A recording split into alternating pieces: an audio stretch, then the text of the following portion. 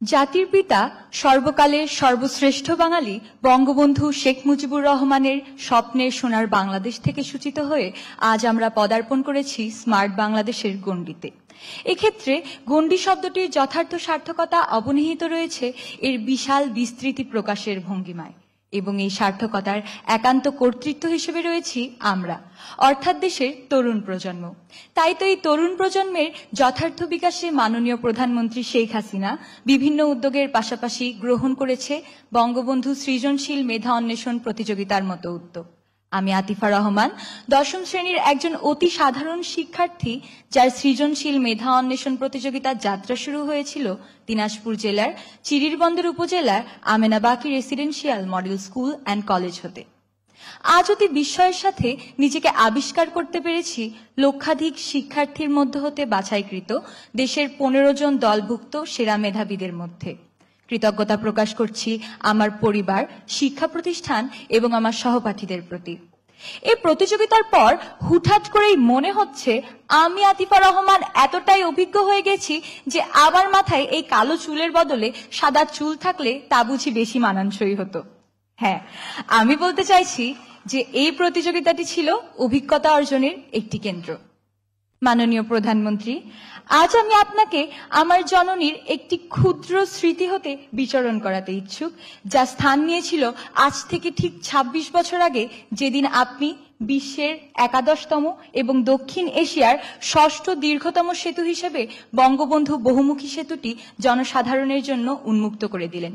মাননীয় প্রধানমন্ত্রী, আমার মা যখন কিশোরী ছিলেন তখন তিনি উত্তরবঙ্গের গাইবান্ধা হতে খুব দুর্বিষহ পথ অতিক্রম করে অনিরাপত্তার সহিত ঢাকায় উচ্চশিক্ষা গ্রহণ করতেন, কিন্তু আপনি এই আমাদের কষ্টের সুন্দর সমাপ্তি ঘোষণা করেছেন বঙ্গবন্ধু বহুমুখী সেতু জনসাধারণের জন্য উন্মুক্ত করে দিয়ে।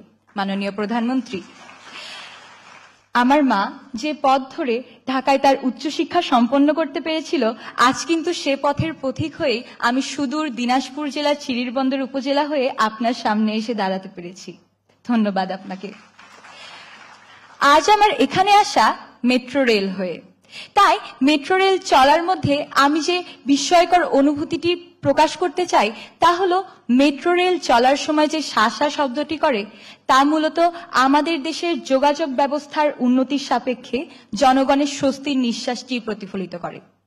মাননীয় প্রধানমন্ত্রী, আপনি আমাদের অনেক কষ্টের সুন্দর সমাপ্তি ঘোষণা করেছেন। ধন্যবাদ আপনাকে।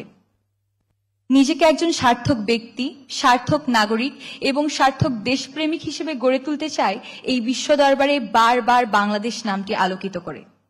আজ আমি মাননীয় প্রধানমন্ত্রী শেখ হাসিনা সহ সারা বাংলাদেশের সামনে আমাদের তরুণ প্রজন্মের পক্ষ থেকে এই বলে প্রতিজ্ঞাবদ্ধ হলাম যে আমরা নিজেদের বাঙালি জাতির পিতার সার্থক সন্তান হিসেবে গড়ে তুলবই তুলব।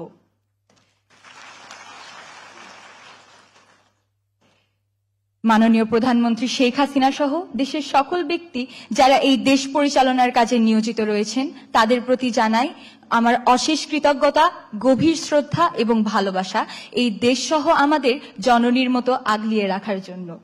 পরিশেষে আগুনের সূক্ষ্ম শিখায়, অবিরাজমান অন্ধকারের ছায়ায়, আপোষহীন প্রজ্বলিত ঐক্যের সংহায় তুমি দেখবে চির অবিরাম আমায়। ধন্যবাদ সকলকে। জয় বাংলা, জয় বঙ্গবন্ধু, বাংলাদেশ চিরজীবী হোক।